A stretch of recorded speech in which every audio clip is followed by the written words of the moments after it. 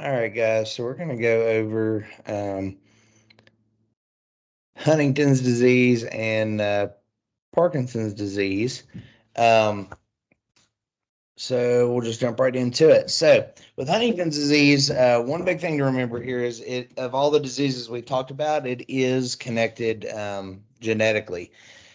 And if a parent has the symptoms of or has Huntington's disease, then the children have about a 50% chance of developing Huntington's. It is just an overall death of brain cells. And symptoms come on around 30 to 50-ish years of age. Um, and it definitely reduces life expectancy about 20 years from the start of symptoms. It is a very sad um, disorder. And you're going to see that in some of the videos. I'm going to have you pause this video and go click on some of the links I sent you. But suicide accounts for about 9% of the deaths of patients that have Huntington's disease because it is so hard for them to manage.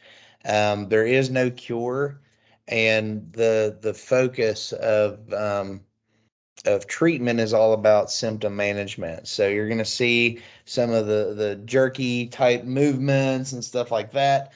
Um, but they diagnosed this with genetic testing to see if the parents were a carrier or to see if you have that gene. So a little bit different from the other ones that we talked about so far. It does have three stages. You have early, which is subtle mood changes in mood, changes in movement, and changes in cognition.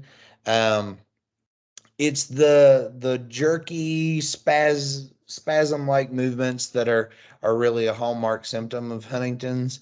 In the mid stage, they're going to have a lot of difficulties with their ADLs and IDLs, that jerky movement, and then they're going to have cognitive and behavioral changes as well. But again, that hallmark symptom with this is that jerky, spasmic type of movement. Um, in late stage, they're definitely going to require 24/7 care, and they're going to need a caregiver literally all the time for everything. It's just going to be too unsafe. They're not going to be able to do it.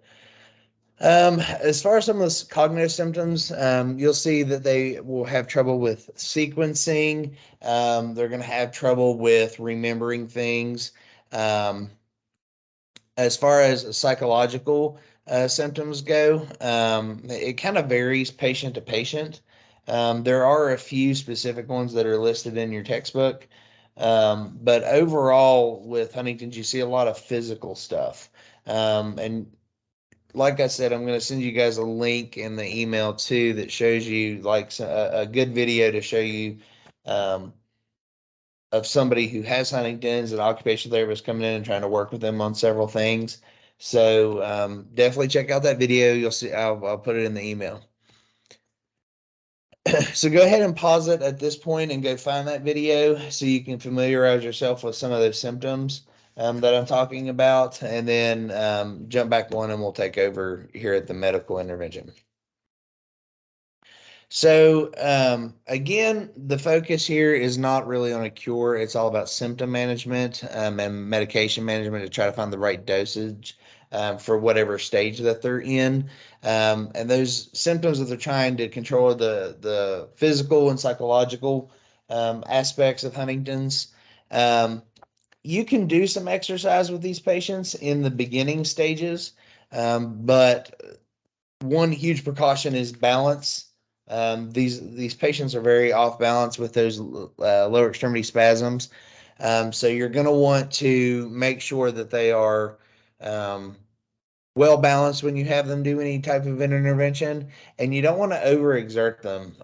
With pretty much all these degenerative diseases, you don't want to do extreme types of exercises. They should not be, for lack of a better term, feeling the burn or anything like that. You want to do sub-maximal exercise, so not to their maximal stage, but a decent workout, just not overexertion.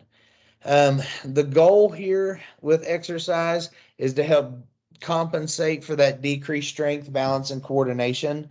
And if you look back on that video, some of those complaints he talks about. Um, so definitely go and check that out.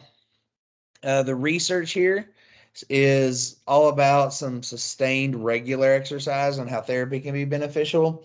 What it means by that is just regular movement, that, peak of 30 minutes a day of sub maximal exercise is really going to be beneficial for patients with Huntington's, and it shows a longer quality of life. Um, so if you guys go to page 905 in your textbook, there's a really good table 34.3, that kind of outlines a lot of the symptoms that go along with it.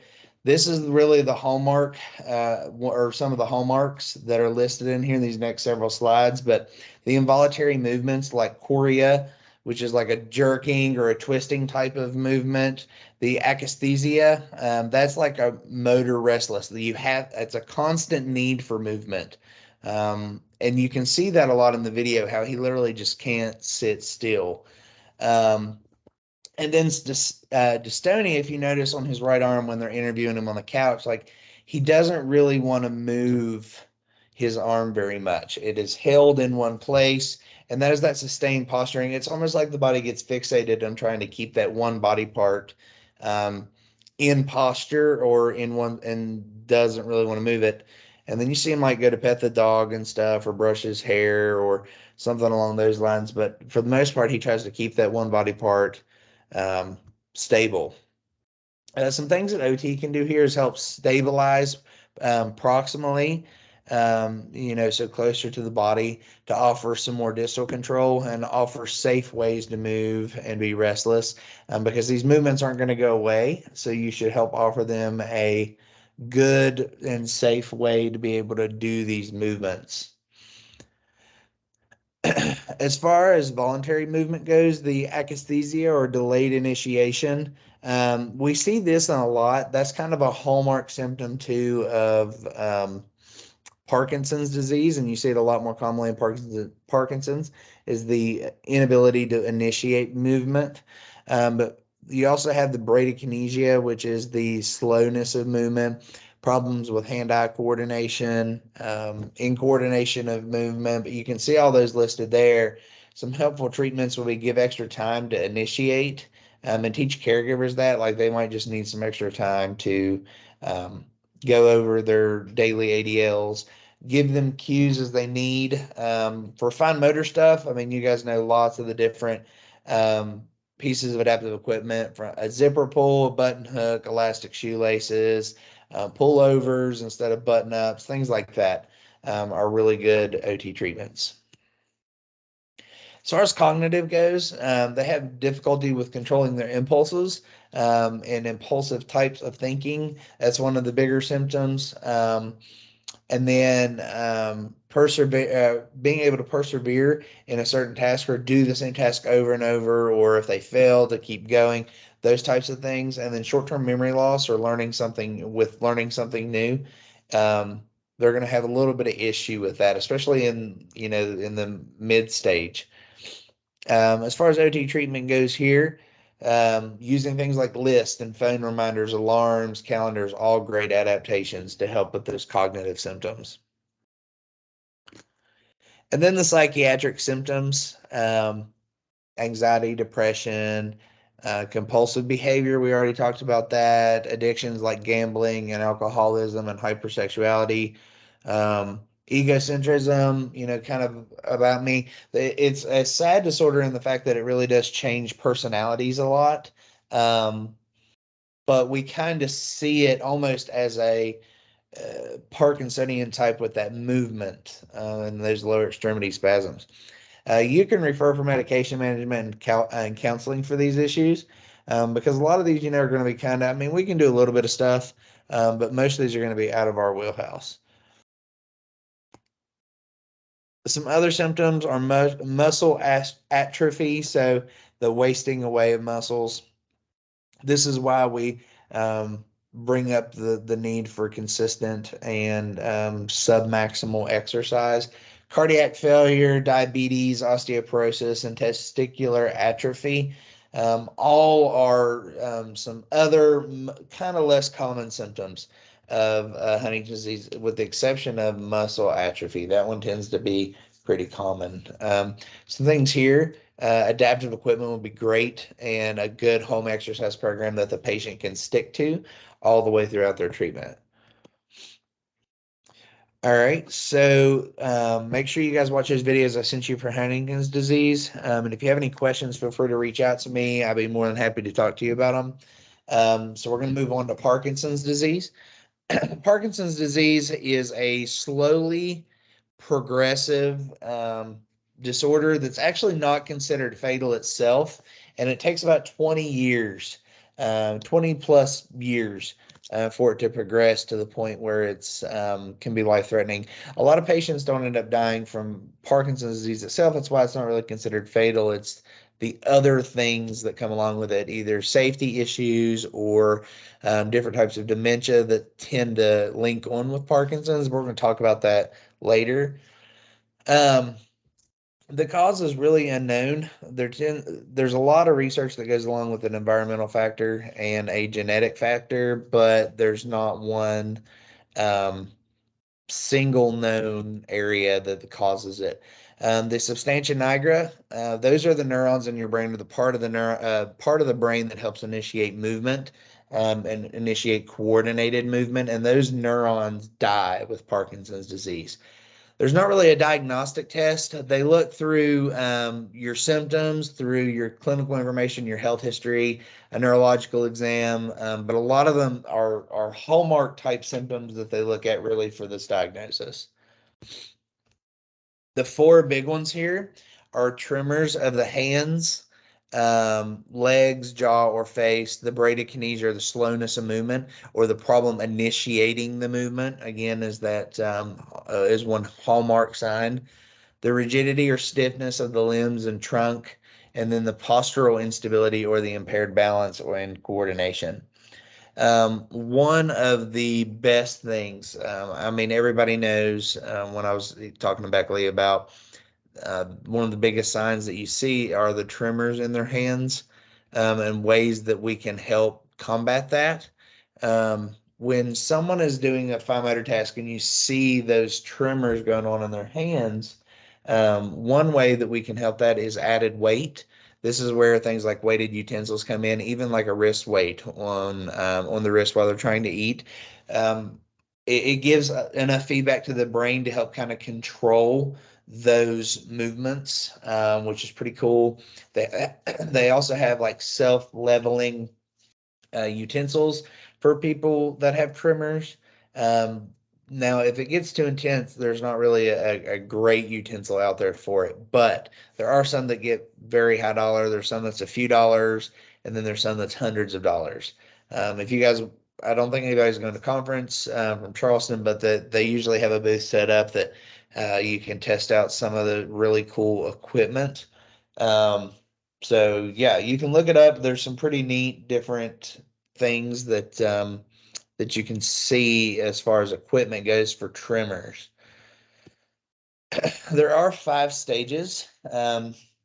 Stage 1 is where symptoms are mild and they only affect one side of the body. And you guys are going to know what these stages are for test purposes and practical purposes, because we're going to say, you know, you have a patient who's Parkinson's stage 3, and then you're going to have to know what that looks like and come up with appropriate interventions. So stage 2 is where symptoms start to affect both sides of the body, but the balance is still intact. Stage 3 is mild and moderate symptoms, and the balance, this is where it starts to get impaired. So stage 3 is where things start to become an issue.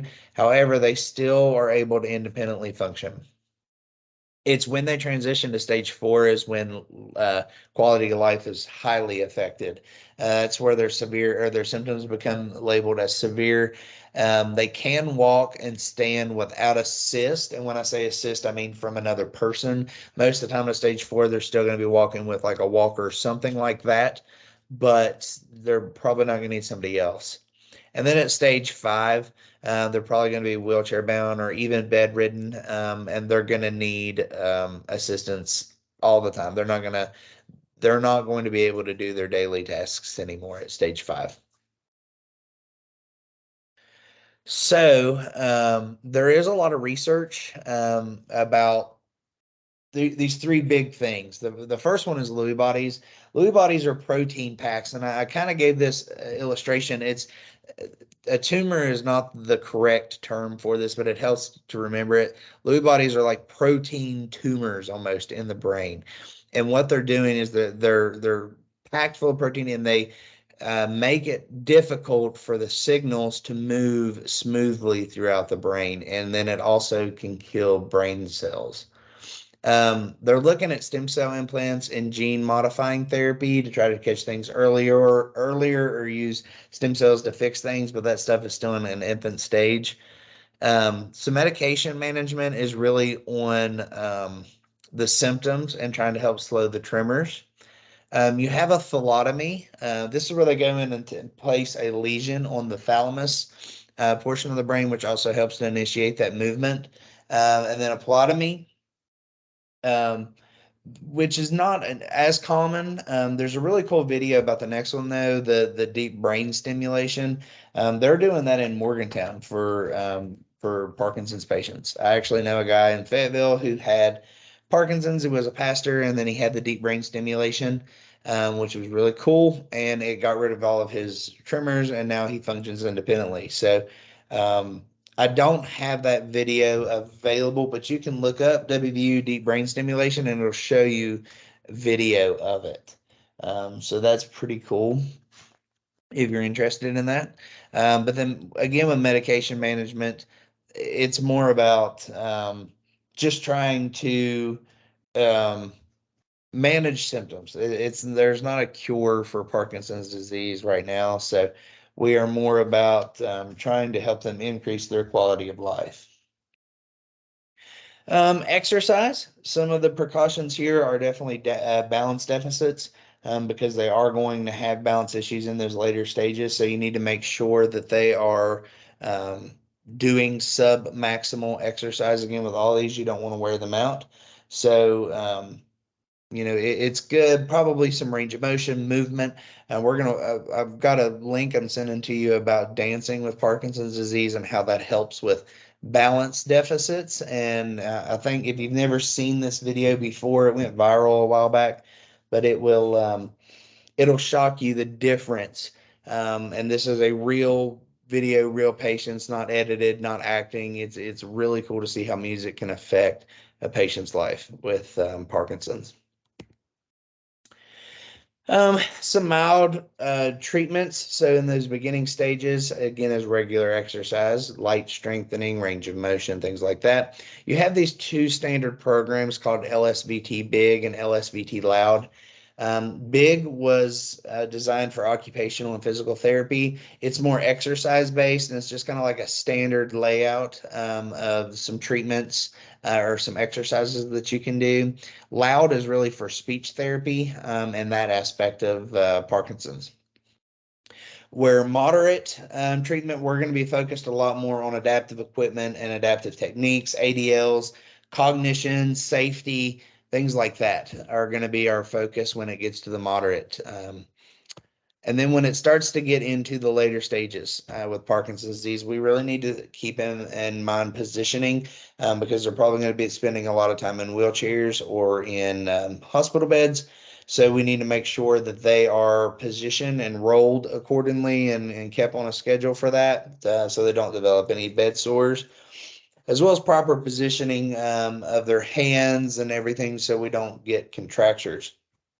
Range of motion and stretching for that exact same reason. You don't want them to get any type of contracture. They're going to be dealing with enough issues. They don't need that and that much pain on top of it. Wheelchair management is going to be huge. One area that a lot of people don't think about is the safety of the wheelchair that they're actually in, because they do have these tremors and they have the slowness to react to movement and all that stuff. There needs to be some safety mechanisms in place. Like if they're having an increased tremor in their arm, you don't want their arm banging up against, a sharp part on a wheelchair. You really have to make sure that it is adapted and safe for them. And then caregiver education is huge with pretty much all of these. You want to involve the caregiver here in the treatment and teach them what is supposed to be happening with this patient, because it is slowly progressive. I mean, like I said, it's 20 plus years, but it's not, it's still very sad. If you've ever met somebody who is a caregiver, somebody with Parkinson's, or you've been a caregiver or had that experience, it is a slowly taking the loved one away from you type of illness, and it's very sad to watch. Some of the patients I had in my practice at skilled nursing, some of my favorites were patients that had Parkinson's, and it was really sad to watch them go downhill. And in some cases, I got some of them home. One guy comes to mind. He's kind of like the guy that you read about in textbooks all the time, that he was a woodworker, and he really enjoyed that. So a lot of our treatment focused on fine motor stuff. And we built birdhouses and painted birdhouses, stuff like that. And he really enjoyed things like that. And I actually got him home once, and he was home for about 6 to 8 months. And then he wasn't safe. His wife couldn't take care of him, and then he ended up dying. He came back to the facility and was there for about a year and ended up passing away. So it is a very sad disorder to watch. Um, but he ended up passing away, I think, because remember, it's not really from Parkinson's, but it is I think he ended up passing away from like cardiac issues that came along with it, or something along those lines. But anyway, it was very hard to watch. If you go to page 911 in your book, there are a couple Parkinsonian looking disorders. There is multiple system atrophy, or MSA. There's MSAP, it looks a lot like that tremor, incoordination type stuff, the movement when you think of Parkinsonian, or Parkinson's disease. Whereas MSAC is more of it's the cerebral type, and it's more of the cognitive functions are affected. You have progressive supranuclear palsy. Now, these are not nearly as common as the other ones that we talked about, especially not with Parkinson's, but these are Parkinsonian types. Or they're not subtypes of it, they just kind of resemble it. PSP is often misdiagnosed actually as Parkinson's disease, and it has a lot of gait and balance impairments.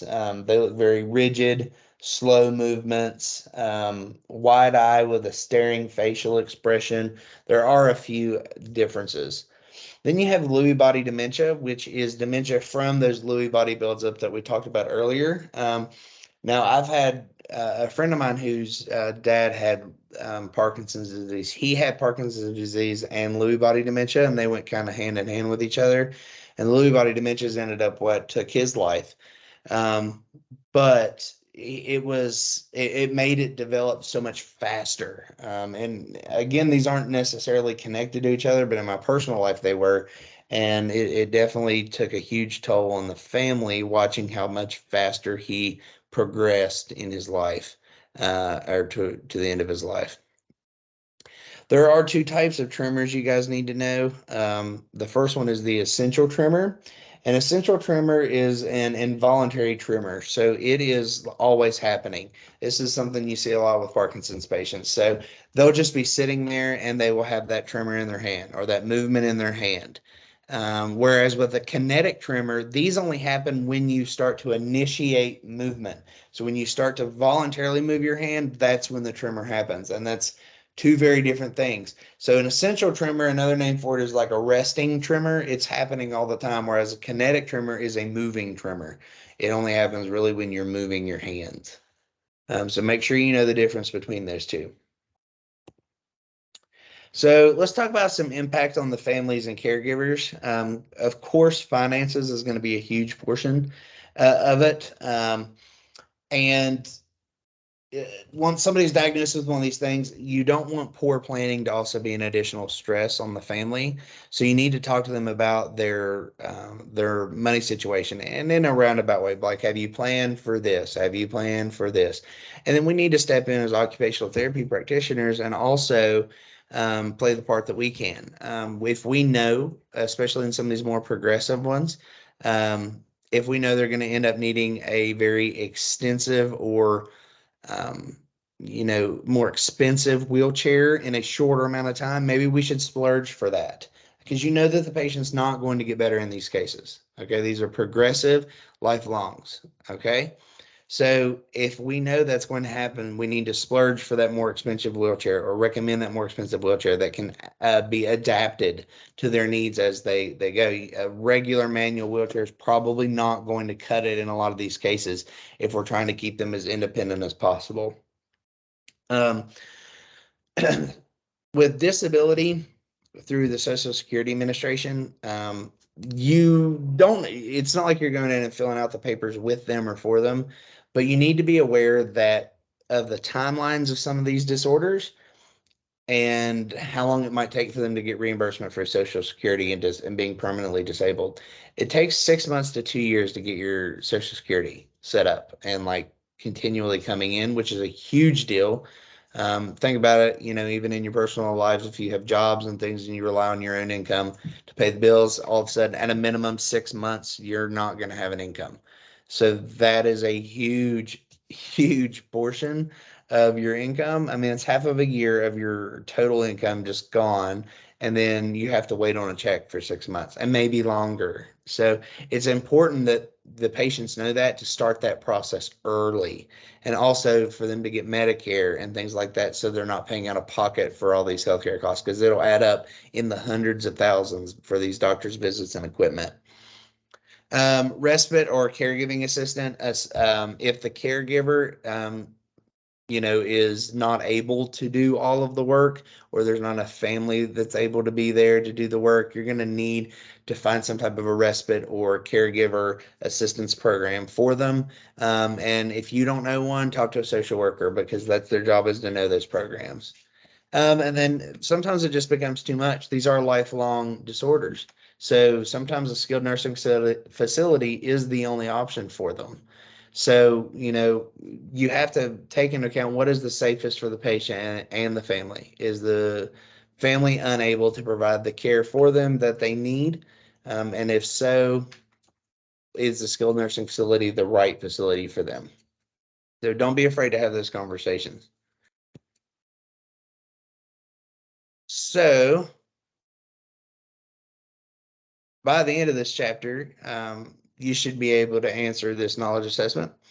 Um, Going through the ability to drive is affected by all of these conditions, but for different reasons. Match the condition to the deficit that would eliminate driving. So make sure that you answer these. Like if it is A for lower extremity spasms and you want to match that with 3 for Huntington's disease, put A3. So that way it's really easy for Professor Miss Lee to grade that for you guys. Um, and if you guys have any questions on any of these disorders, feel free to reach out to me. I'm more than happy to, help you guys if you need anything. But definitely go back and watch. I'm sending you several. I forgot to stop at Parkinson's disease and tell you to watch those videos, but at the end of my lecture portion for that, stop, listen to those couple videos, couple links I send you in that email, and shoot me an email if you have any questions. But make sure you guys have read this chapter and be ready for going over some questions in class on Thursday. Talk to you guys later.